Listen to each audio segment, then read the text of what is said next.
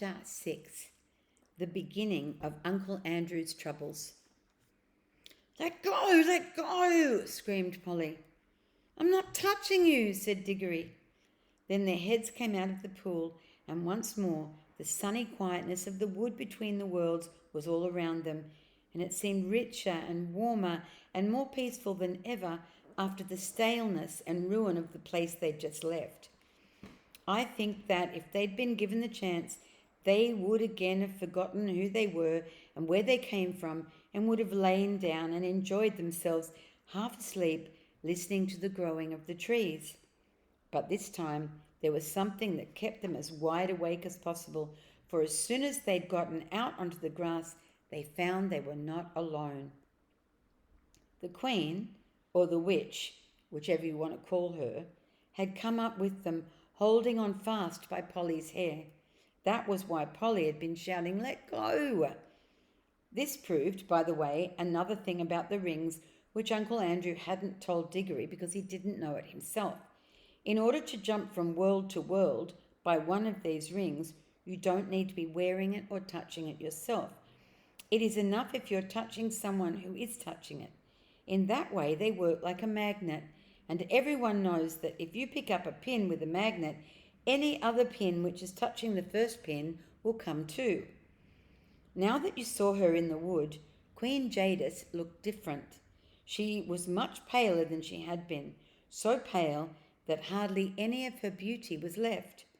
And she stooped and seemed to be finding it hard to breathe, as if the air of that place stifled her. Neither of the children felt in the least afraid of her now. Let go of my hair," said Polly. "What do you mean by doing that?" "Here, let go of her hair at once," said Diggory. They both turned and struggled with her. They were stronger now than she was, and in a few seconds they had forced her to let go. She reeled back, panting, and there was a look of terror in her eyes. "Quick, Diggory," said Polly. "Change rings and enter the home pond." "Help, help, mercy," said the witch in a faint voice, staggering after them. "Take me with you. You cannot mean to leave me in this horrible place. It's killing me." "It's a reason of state," said Polly spitefully, "like when you killed all those people in your own world." "Do be quick, Diggory." They had put on their green rings, but Diggory said, "Oh, bother, what are we to do?" He couldn't help feeling a bit sorry for the Queen. "Oh, don't be such an ass," said Polly. 10 to 1, she's only shamming. Do come on." And then both the children plunged into the home pool. It's a good thing we made that mark, thought Polly. But as they jumped, Diggory felt that a large cold finger and thumb had caught him by the ear. And as they sank down and the confused shapes of our own world began to appear, the grip of that finger and thumb grew stronger. The witch was apparently recovering her strength. Diggory struggled and kicked, but it was not the least use. In a moment, they found themselves in Uncle Andrew's study. And there was Uncle Andrew himself, staring at the wonderful creature that Diggory had brought back from beyond the world. And well he might stare. Diggory and Polly stared too. There was no doubt that the witch had got over her faintness, and now that one saw her in our own world, with ordinary things around her, she fairly took one's breath away. In Charn, she'd been alarming enough. In London, she was terrifying. For one thing, they had not realised till now how very big she was. Hardly human was what Diggory thought when he looked at her, and he may have been right, for some say there is giant blood in the royal family of Charn. But even her height was nothing compared with her beauty, her fierceness, and her wildness.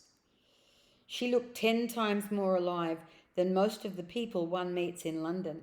Uncle Andrew was bowing and rubbing his hands and looking, to tell the truth, extremely frightened. He seemed a little shrimp of a creature beside the witch. And yet, as Polly said afterwards, there was a sort of likeness between her face and his, something in the expression they both had. It was the look that all wicked magicians have. The mark which Jadis had said she could not find in Diggory's face. One good thing about seeing the two together was that you would never again be afraid of Uncle Andrew any more than you'd be afraid of a worm after you'd met a rattlesnake, or afraid of a cow after you'd met a mad bull. Pooh, thought Diggory to himself. Him a magician? Not much. Now she's the real thing. Uncle Andrew kept on rubbing his hands and bowing. He was trying to say something very polite, but his mouth had gone all dry so that he couldn't speak. His experiment with the rings, as he called it, was turning out more successful than he liked. For though he had dabbled in magic for years, he'd always left all of the dangers, as far as one can, to other people. Nothing at all like this had ever happened to him before. Then Jadis spoke. Not very loud, but there was something in her voice that made the whole room quiver. Where is the magician who called me into this world? Madam, gasped Uncle Andrew, I am most honoured, highly gratified, most unexpected pleasure. If only I had the opportunity of making preparations, Where is the magician, fool? I am, madam. I hope you'll excuse any liberty these naughty children may have taken. I assure you there was no intention. You, cried the Queen in a still more terrible voice. Then in one stride she crossed the room, seized a great handful of Uncle Andrew's grey hair and pulled his head back so that his face looked up into hers. Then she studied his face, just as she studied Diggory's face in the Palace of Chan. He blinked and licked his lips nervously all the time. At last she let him go, so suddenly that he reeled back against the wall. I see, she said scornfully, that you are a magician of a sort. Stand up, dog, and don't sprawl there as if you were speaking to your equals. How do you come to know magic? You are not of royal blood. I swear that. Well, not perhaps in the strictest sense, stammered Uncle Andrew. Not exactly royal, ma'am. The Kettleys are, however, a very old family, an old Dorsetshire family, ma'am. Peace, said the witch. I see what you are. You are a little peddling magician who works by rules and books. There is no real magic in your blood and heart. Your kind was made an end of in my world 1,000 years ago. But here I shall allow you to be my servant. I should be most happy, delighted to be of any service, pleasure, I assure you. Peace, you talk far too much. Listen to your first task. I see we are in a large city. Procure for me at once a chariot or a flying carpet or a well-trained dragon or whatever is usual for royal and noble persons in your land. Then bring me to where I can get clothes and jewels and slaves fit for my rank. Tomorrow I will begin the conquest of the world. I'll go and order a cab at once, gasped Uncle Andrew. Stop, said the witch, just as he reached the door. Do not dream of treachery. My eyes can see through walls and into the minds of men. They will be on you wherever you go. At the first sign of disobedience, I will lay such spells on you that anything you sit down on will feel like red-hot iron. And whenever you lie in a bed, there will be invisible blocks of ice at your feet. Now, go. The old man went out, looking like a dog with its tail between its legs. The children were now afraid that Jadis would have something to say to them about what had happened in the wood. As it turned out, however, she never mentioned it either then or afterwards. I think, and Diggory thinks too, that her mind was of a sort that cannot remember that quiet place at all, and however often you took her there and however long you left her there, she would still know nothing about it. Now that she was left alone with the children, she took no notice of either of them. And that was like her too. In Chan, she'd taken no notice of Polly till the very end, because Diggory was the one she wanted to make use of. Now that she had Uncle Andrew, she took no notice of Diggory. I expect most witches are like that. They're not interested in things or people unless they can use them. They're terribly practical. So there was silence in the room for a minute or two, but you could tell by the way Jadis tapped her foot on the floor that she was growing impatient. Presently she said, as if to herself, "What is that old fool doing? I should have bought a whip." She stalked out of the room in pursuit of Uncle Andrew without one glance at the children. "Phew," said Polly, letting out a long breath of relief. "And now I must get home. It's frightfully late. I'll be in big trouble." "Well, do come back as soon as you can," said Diggory. "This is simply ghastly having her here. We must make some sort of plan." "That's up to your uncle now," said Polly. "It's he who started all this messing about with the magic." "All the same, you will come back, won't you? Hang it all, you can't leave me alone in a scrape like this." "I shall go home by the tunnel," said Polly rather coldly. "That'll be the quickest way. And if you want me to come back, hadn't you better say sorry?" "Sorry?" said Diggory. "Well, now, if that isn't just like a girl. What have I done?" "Oh, nothing, of course," said Polly sarcastically. "Only nearly screwed my wrist off in that room with all the waxworks like a cowardly bully. Only struck the bell with the hammer like a silly idiot. Only turned back in the wood so that she had time to catch hold of you before we jumped into our own pool. That's all." "Oh," said Diggory, very surprised. "Well, all right, I'll say I'm sorry, and I really am sorry about what happened in the waxworks room. There, I've said I'm sorry, and now do be decent and come back. I shall be in a frightful hole if you don't." "I don't see what's going to happen to you. It's Mr. Kethley who's going to sit on red-hot chairs and have ice in his bed, isn't it?" "It isn't that sort of thing," said Diggory. "What I'm bothered about is Mother. Suppose that creature went into her room. She might frighten her to death." "Oh, I see," said Polly in rather a different voice. "All right, we'll call it peace. I'll come back if I can, but I have to go now." And she crawled through the little door into the tunnel, and that dark place among the rafters, which had seemed so exciting and adventurous a few hours ago, seemed quite tame and homely now. We must now go back to Uncle Andrew. His poor old heart went pit-a-pat as he staggered down the attic stairs, and he kept on dabbing at his forehead with a handkerchief.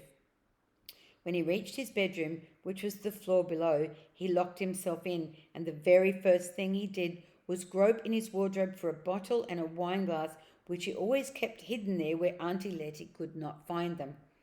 He poured himself a glass of some nasty grown-up drink and drank it off at one gulp. Then he drew a deep breath. "Upon my word," he said, "I'm dreadfully shaken, most upsetting, and at my time of life." He poured out a second glass and drank it too. Then he began to change his clothes. You have never seen such clothes, but I can remember them. He put on a very high, shiny, stiff collar of the sort that made you hold your chin up all the time. He put on a white waistcoat with a pattern on it, and he arranged his gold watch chain across the front. He put on his best frock coat, the one he kept for weddings and funerals.